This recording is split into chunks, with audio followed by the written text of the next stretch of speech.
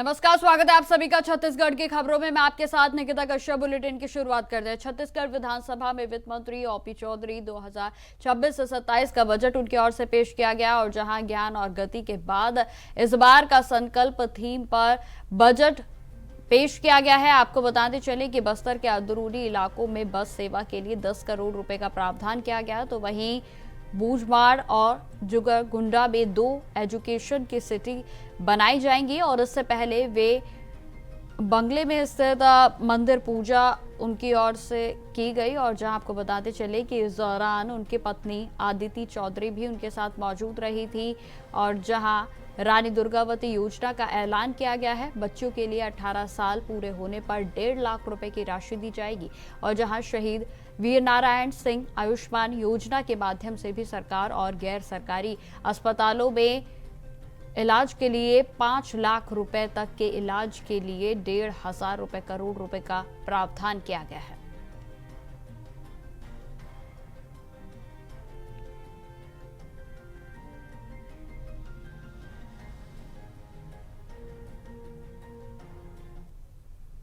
खबरों में आगे बढ़ते हैं। माओवादियों को उड़ीसा राज्य कमेटी के पश्चिम सब जोनल के ब्यूरो सचिव विकास के द्वारा आपको बताते चले कि उप मुख्यमंत्री विजय शर्मा के लिए जारी किए गए पत्र के संबंध में ऑडियो संदेश जारी किया गया है। अपने संदेश में विकास के द्वारा बालांगीर के बरगढ़ महासुमंद डिवीजन के पुनर्वास निर्णय का उप मुख्यमंत्री शर्मा ने स्वागत किया है। जहां आपको बताते चले कि उन्होंने कहा कि कल मुझे एक पत्र प्राप्त हुआ था और आप सभी 15 साथी मुख्यधारा में शामिल होना चाहते हैं। आप शीघ्र ही निर्णय लीजिए और जहां 2 से 3 मार्च तक आना चाहते हैं और बिना किसी चिंता के आप आ सकते हैं।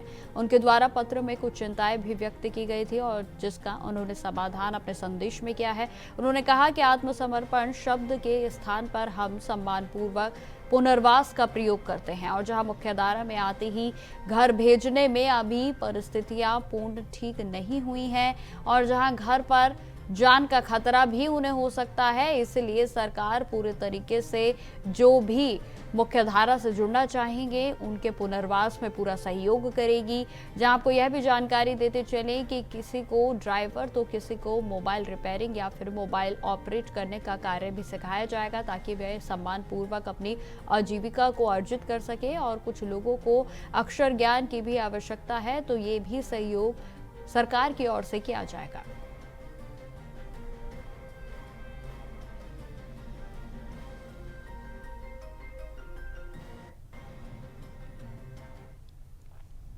अब खबर रायपुर से है, जहां राज्यपाल रमन डेका ने आज लोक भवन में आयोजित कार्यक्रम के दौरान निरामय आरोग्य संस्थान को एम्बुलेंस की चाबी सौंपी। आपको बताते चले कि उन्होंने अपने स्व इच्छा एम्बुलेंस को हरी झंडी दिखाकर रवाना किया और जहां इस अवसर पर राज्यपाल ने कहा कि यह वाहन जरूरतमंद मरीजों को समय पर चिकित्सा सुविधा को उपलब्ध कराने में बेहद ही सिद्ध साबित होगा। और जहां आपको बता दें कि यह एम्बुलेंस निरामय आरोग्य संस्थान के द्वारा रायपुर में स्वास्थ्य सेवाओं के विस्तार और आपातकालीन परिस्थितियों में मरीजों को अस्पताल ले जाने और लाने के लिए उपयोगी साबित होगी। जहां आपको बताते चले कि कार्यक्रम में डॉक्टर पुष्पेंद्र सक्सेना सहित अन्य संस्थान के पदाधिकारी और गणमान्य नागरिक भी उपस्थित रहे।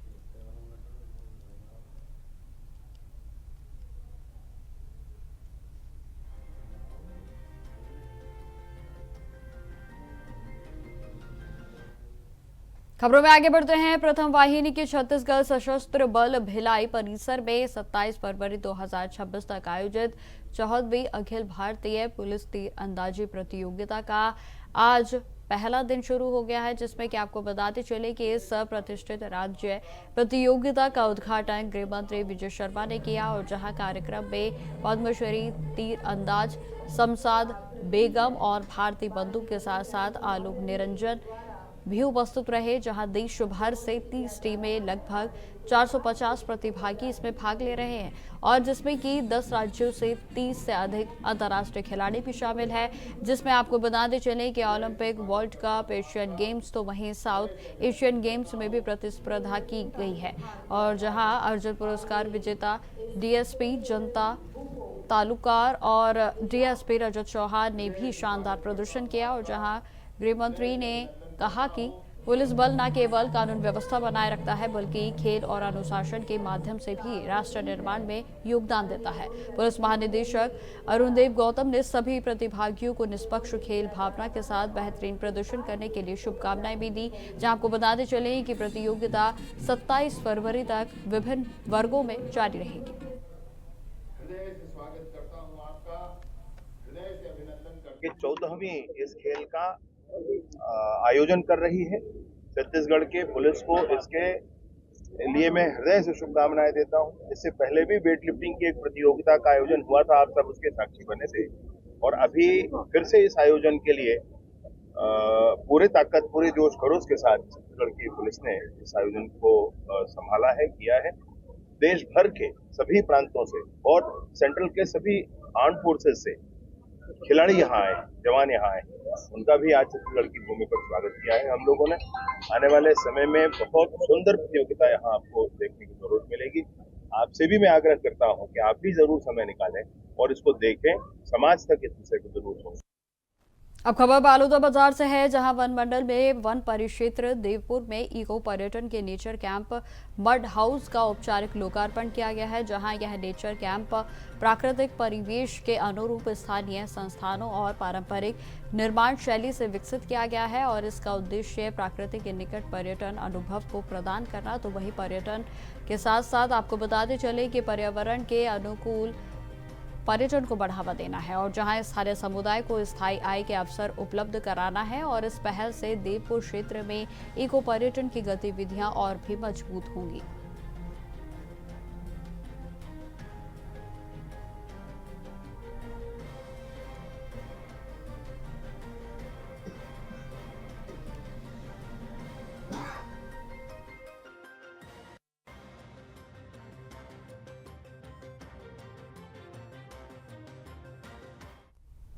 अब खबर बेमेतरा जिले से है, जहां नगर पंचायत थान खमियारिया में शराबबंदी को लेकर आदिवासी गौंड समाज की महिलाओं में भारी आक्रोश व्याप्त है। बताते चले कि समाज के मठ और शमशान भूमि के पास सरकारी मदिरा दुकान संचालित किए जाने का विरोध तेज हो गया है और जहां महिलाओं ने कलेक्टर को ज्ञापन सौंपकर दुकान को हटाने और शराब की बिक्री बंद कराने की मांग की गई।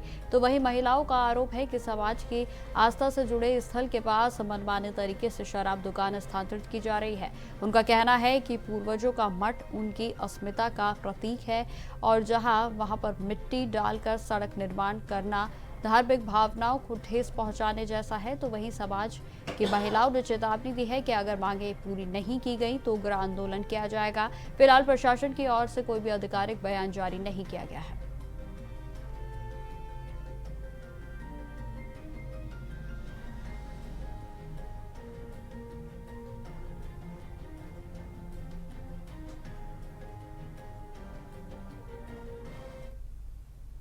चलिए अब आपको सीधा लिए चलते हैं छत्तीसगढ़ में विधानसभा की ओर, जहां आज बजट को पेश किया जा रहा है। ओपी चौधरी क्या कुछ कह रहे हैं, आप सुनिए। पामेड़, किस्टाराम तथा सरगुजा के डिंडो एवं आरा जैसे जगहों पर प्रयास कर बैंक ब्रांच खुलवाए। केंद्र सरकार ने डिजिटल भारत निधि योजना के तहत राज्य में नए 500 मोबाइल टावरों की स्वीकृति प्रदान है, जिसका सबसे ज्यादा लाभ बस्तर और सरगुजा अंचल को मिलने वाला है। महोदय, बस्तर में विश्वसनीय इंटरनेट सेवा बनाए रखने के लिए बस्तर नेट परियोजना के तहत बजट में 5 करोड़ का अतिरिक्त प्रावधान भी किया गया है। मंत्री जी, एक मिनट। अध्यक्षीय दीर्घा में माननीय श्री बृजमोहन अग्रवाल सांसद एवं श्रीमती रूप कुमारी चौधरी सांसद उपस्थित हैं। मैं सदन की ओर से उनका हार्दिक स्वागत करता हूं। माननीय सभापति महोदय, बस्तर और सरगुजा दोनों ही संभाग भौगोलिक दृष्टि से काफी बड़े हैं तथा आबादी का घनत्व कम होने से यहाँ ट्रांसपोर्ट की सुविधाएं पर्याप्त नहीं हैं। हमने पिछले बजट में यह वादा किया था कि इस समस्या का समाधान हम करेंगे। आज मुख्यमंत्री बस योजना अंतर्गत लगभग 70 बसों के परिचालन से बस्तर के पुअर्ती, बुरकापाल, भेज्जी और पामेड़ तथा सरगुजा के चंपा, अबीरा, डूभापानी, मड़कडोल जैसे स्थानों के रहवासी बस सेवा का लाभ उठा पा रहे हैं। इस योजना हेतु 10 करोड़ का इस बजट में भी प्रावधान किया गया है। सभापति महोदय, भय के कारण जिस बस्तर में जाने से लोग परहेज करते थे, आज उसी बस्तर के चित्रकोट, तीरथगढ़, धुड़मारास, टाटामारी, दोड़काल इत्यादि अनेक स्थान आकर्षक पर्यटन के केंद्र बन रहे हैं। हमारी सरकार के प्रयास से आज बस्तर टूरिज्म हब के रूप में विकसित हो रहा है। हमने पिछले बजट भाषण में छत्तीसगढ़ होम स्टे पॉलिसी लाने का वायदा किया था, जिसे अमल में लाया जा चुका है। इसका सर्वाधिक लाभ बस्तर सरगुजा को होगा। इसके लिए भी बजट में 10 करोड़ का प्रावधान किया गया है। अध्यक्ष महोदय, पर्यटन को बढ़ावा देने के लिए हमने पर्यटन को उद्योग का दर्जा दिया है। बस्तर एवं सरगुजा क्षेत्र में होटल इत्यादि क्षेत्र में निवेश करने पर औद्योगिक नीति अंतर्गत अतिरिक्त लाभ मिलेंगे। हमारी नीति का लाभ स्थानीय लोगों को भी मिले, इसके लिए पात्रता हेतु निवेश के मापदंड भी उनके लिए कम रखे गए हैं। सरगुजा अंचल के लिए छत्तीसगढ़ का शिमला कहे जाने वाले मैनपाट हेतु 5 करोड़ तथा जसपुर के कोतेबिरा में धार्मिक पर्यटन हेतु भी बजटीय प्रावधान किया गया है। बस्तर एवं सरगुजा के नैसर्गिक सौंदर्य, मेला, मड़ई, उत्सव, धार्मिक स्थलों की राष्ट्रीय एवं अंतर्राष्ट्रीय स्तर पर पहचान बने, इसके लिए देश के प्रतिष्ठित टूर ऑपरेटर एवं सोशल मीडिया इन्फ्लुएंसर की कार्यशाला आयोजित करने के लिए भी बजटीय प्रावधान किया गया है। सभापति महोदय, बस्तर और सरगुजा में आजीविका के अवसर सृजित करने के लिए हम एक नई सोच के साथ नया प्रयास करने जा रहे हैं। बस्तर और सरगुजा में अलाइड कृषि सेक्टर, एग्रो एवं एग्रो फॉरेस्ट प्रोसेसिंग जैसे रोजगार आधारित सेक्टर्स में हम विशेष फोकस करेंगे, जो स्थानीय जीवन से सीधे जुड़े हुए हैं। वहाँ राइस मिल, पोल्ट्री फार्म, बकरी पालन फार्म, वनोपज प्रसंस्करण जैसे गतिविधियों के लिए बड़े केंद्र खुलें, इसके लिए हम योजना ला रहे हैं। इससे न केवल इन क्षेत्रों की उत्पादन क्षमता बढ़ेगी, बल्कि बड़ी संख्या में स्थानीय लोगों को रोजगार भी मिलेगा। इस योजना अंतर्गत हम निवेशकों को निवेश अनुदान देंगे, जिसके लिए इस बजट में 100 करोड़ का प्रावधान किया गया है। इसके साथ साथ व्यक्तिमूलक आजीविका के अवसरों को व्यापक करने हेतु छोटी इकाइयों में भी बकरी पालन, सुकर पालन एवं मधुमक्खी पालन को प्रोत्साहित किया जाएगा, जिसके लिए कुल 15 करोड़ का प्रावधान किया गया है। अध्यक्ष महोदय, हमने स्वास्थ्य सुविधाओं के स्तर में उन्नयन करने के लिए जगदलपुर में सुपर स्पेशलिटी हॉस्पिटल की शुरुआत की है, तब बस्तर एवं सरगुजा में स्वास्थ्य सुविधाओं का और विस्तार हो, इसके लिए कुनकुरी, मनेन्द्रगढ़ एवं दंतेवाड़ा में मेडिकल कॉलेज प्रारंभ करने का निर्णय लिया है, जिनके संचालन के लिए 50 करोड़ की राशि का इस बार इस बजट में प्रावधान किया गया है। अध्यक्ष महोदय, बस्तर एवं सरगुजा में स्वास्थ्य सुविधाओं को बेहतर करने के लिए हम डॉक्टर एवं विशेषज्ञों की भर्ती करेंगे। अध्यक्ष महोदय, हम बस्तर और सरगुजा क्षेत्र में रोड नेटवर्क को बढ़ाने के लिए विशेष प्रयास कर रहे हैं, जिससे कि दूर दराज के अंदरूनी सड़कों को एनएच या स्टेट हाईवे से कनेक्टिविटी मिल सके। बजट में शामिल नारायणपुर के जाटलूर से इतामपारा भैरमगढ़ 28 करोड़, नारायणपुर के कुतुल से ओरछा 20 करोड़, बीजापुर के इतुलवाड़ा से तुमनार 20 करोड़, बीजापुर के चेरपाल से गुटुमपाली 20 करोड़, दंतेवाड़ा के मुचनार से बारसूर 9 करोड़, कांकेर के ज्ञानी ढाबा चौक से दुधावा बिरबुड़ी 11 करोड़, सुकमा के कुन्ना से मिचवार पुल 7 करोड़, NH 43 लुचकी घाट से NH 343 Ramanujganj 7 crore, Balrampur Ramanujganj ring road 10 crore, Jaspur के आगडी नीमगांव 8 करोड़, जसपुर के पंडरापाड़ से भड़िया 12 करोड़, भैया थान के तेलगांव से बूंदिया चौक 7 करोड़, कोरिया से चिरमिरी 10 करोड़ जैसे सड़कों के प्रावधान, जैसे सैकड़ों सड़कों के प्रावधान इस बजट में किए गए हैं। रोड नेटवर्क को बढ़ाने के साथ साथ सिंचाई, नहर, बांध जैसी संरचनाएं जो आर्थिक समृद्धि एवं खुशहाली के प्रतीक होते हैं, इनके लिए भी बजट में विशेष प्रावधान किया गया है। अध्यक्ष महोदय, बस्तर की दृष्टि से बस्तर की प्राणदायिनी इंद्रावती के जल का उपयोग आज तक हम उपयुक्त सिंचाई संरचनाओं के अभाव में अपनी क्षमताओं के अनुकूल नहीं कर पा रहे थे। हमने इंद्रावती पर मटनार और देउर गांव में 2024 करोड़ की लागत से बैराज निर्माण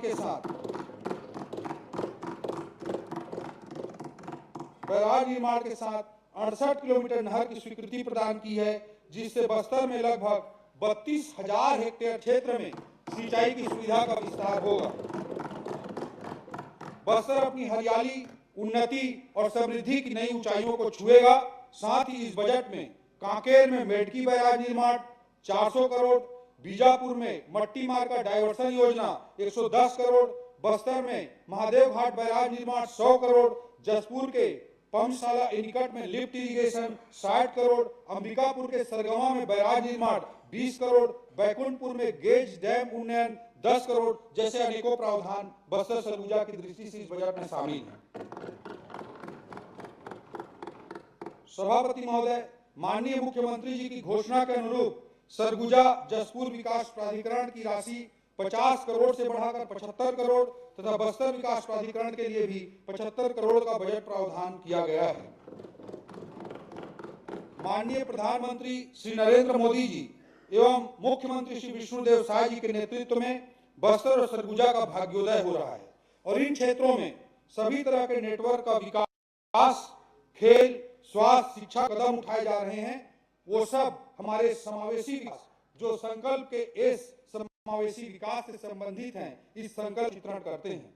अध्यक्ष महोदय, समावेशी विकास के माध्यम से हम क्षेत्रीय असमानता को दूर करने के प्रयास के साथ साथ समाज के सभी वर्गों को सम्मान, समान अवसर और संसाधन उपलब्ध कराने हेतु संकल्पित हैं। अध्यक्ष महोदय, हमने संकल्प पत्र में छत्तीसगढ़ की नारी शक्ति को महतारी वंदन योजना से जोड़कर सामाजिक एवं आर्थिक पहचान दिलाने की बात कही थी। योजना अंतर्गत लगभग 70 लाख माताओं बहनों को अभी तक 24 किस्तों में 14,000 करोड़ से अधिक की राशि हमारी सरकार ने ऑलरेडी जारी कर दी है। इस बजट में इसके लिए 8200 करोड़ का प्रावधान किया गया है। अध्यक्ष महोदय, लखपति दीदी योजना ने महिलाओं को आत्मनिर्भरता का जो मंच दिया है उसमें छत्तीसगढ़ अग्रणी रहा है तथा लगभग 5 लाख बहनें आर्थिक तरक्की कर लखपति दीदी बन चुकी हैं। लखपति दीदियों के व्यवसायिक एवं आर्थिक अनुभव विस्तार हेतु एक नई योजना मुख्यमंत्री लखपति दीदी भ्रमण योजना के लिए भी बजटीय प्रावधान किया जा रहा है। इस योजना के माध्यम से लखपति दीदियों के लिए देश प्रदेश के विभिन्न व्यवसायिक एवं आर्थिक केंद्रों के भ्रमण की व्यवस्था की जाएगी। साथ ही चूंकि हमारी बहनों का धार्मिक भावनाओं से गहरा जुड़ाव होता है, इसलिए इन्हें शक्ति पीठों का भी भ्रमण कराया जाएगा। अध्यक्ष महोदय, प्रदेश में 250 महतारी सदन बनाने के लिए भी इस बजट में 75 करोड़ का प्रावधान किया गया है। अध्यक्ष महोदय, समावेशी विकास वही है जो किशोरियों, नवनिहालों, धात्री माताओं एवं कुपोषित बच्चों को ममत्व भाव से स्पर्श करता है। इन उद्देश्यों की पूर्ति के लिए प्रदेश की आंगनबाड़ियों के संचालन हेतु 800 करोड़, पूरक पोषण आहार योजना हेतु 650 करोड़, पोषण अभियान एवं कुपोषण मुक्ति योजना हेतु 235 करोड़ का प्रावधान किया गया है। हमने शहरी क्षेत्रों में 250 तथा ग्रामीण क्षेत्रों में अभिसरण के माध्यम से 500 आंगनबाड़ी केंद्रों के निर्माण हेतु 42 करोड़ का प्रावधान किया है। प्रधानमंत्री मातृ वंदन योजना के तहत 120 करोड़ तथा मिशन वात्सल्य योजना के लिए 80 करोड़ का प्रावधान किया गया है। हमने संकल्प पत्र के अंतर्गत मोदी की गारंटी में बालिकाओं के जन्म होने पर उन्हें गरिमामय आर्थिक सुरक्षा प्रदान करने का वादा किया था। इस बजट में हम रानी दुर्गावती योजना प्रारंभ करने जा रहे हैं, जिसके माध्यम से नोनी के 18 वर्ष पूरे होने पर उसे 1.5 लाख रुपए की राशि प्रदान की जाएगी। स्वास्थ्य एवं चिकित्सा संबंधी प्रकरणों का जिक्र किए बिना समावेशी विकास की अवधारणा अधूरी ही रहेगी। सभापति महोदय, समावेशी समाज की परिकल्पना हम तब तक नहीं कर सकते जब तक स्वास्थ्य सुविधाएं सभी वर्गों के लिए अवेलेबल, एक्सेसिबल एवं अफोर्डेबल ना हो। हमने सदैव यह प्रयास किया है कि उच्च गुणवत्ता की स्वास्थ्य सुविधाएं बिना वित्तीय बोझ के जनता को उपलब्ध हो सकें। हम शहीद वीर नारायण सिंह आयुष्मान स्वास्थ्य योजना के माध्यम से न केवल शासकीय अस्पताल बल्कि गैर शासकीय अस्पतालों में भी 5 लाख रुपए तक निःशुल्क चिकित्सा सुविधा उपलब्ध करा रहे हैं। इस योजना के लिए 1,500 करोड़ रुपए का प्रावधान किया गया है। अध्यक्ष महोदय, हमने 25 विकास खंडों में डायलिसिस केंद्र तथा 50 विकास खंडों में जनऔषधि केंद्र के लिए भी बजटीय प्रावधान किया है। इसके अतिरिक्त राज्य भर में स्वास्थ्य सुविधाओं के विस्तार एवं सुदृढ़ीकरण के लिए हमने महत्वपूर्ण प्रावधान किए हैं। जैसे राष्ट्रीय स्वास्थ्य मिशन के लिए 2000 करोड़ रुपए, 25 से अधिक एसएससी, पीएचसी तथा सीएचसी के भवन निर्माण, 220 बिस्तर जिला अस्पताल चिकित्सालय अंबिकापुर तथा 200 बिस्तर जिला चिकित्सालय धमतरी के लिए भवन निर्माण, जीएनएम प्रशिक्षण केंद्र दुर्ग, कोंडागांव, जसपुर तथा रायपुर के भवनों का निर्माण, रामनगर, रायपुर तथा कुंडा कबीरधाम के प्राथमिक स्वास्थ्य केंद्रों का सामुदायिक स्वास्थ्य केंद्रों के रूप में उन्नयन तथा भवन निर्माण, 200 बिस्तर मातृ शिशु अस्पताल कालीबाड़ी रायपुर एवं 200 बिस्तर जिला अस्पताल चिरमिरी के लिए सेटअप की भी स्वीकृति इस बजट में दी गई है। सभापति महोदय, प्रदेश में खाद्य पदार्थों एवं दवाइयों की शुद्धता और गुणवत्ता की जांच क्षमता बढ़ाने के लिए इंटीग्रेटेड खाद्य एवं औषधि परीक्षण लैब हेतु 25 करोड़ का प्रावधान भी किया गया है। अध्यक्ष महोदय, हमने राजधानी रायपुर में प्रदेश के पहले होम्योपैथी कॉलेज का भी प्रावधान इस बजट में किया है। राजधानी रायपुर में पहला होम्योपैथी कॉलेज, राज्य कैंसर संस्थान बिलासपुर के लिए setup, medical college Dantewada, Manendragarh, Kabirdham, Janjgir Champa एवं जसपुर के संचालन हेतु सेटअप का भी प्रावधान इस बजट में किया गया है। Nursing college. तो जैसा कि आप सभी को जानकारी देते चलें कि छत्तीसगढ़ में आज बजट पेश किया जा रहा है और जिसको लेकर वित्त मंत्री की ओर से बजट लगातार अभी भी जारी है। तो फिलहाल मेरे साथ इस बुलेटिन में इतना ही। देश दुनिया की तमाम खबरों की जानकारी के लिए बने रहे हमारे साथ। नमस्कार।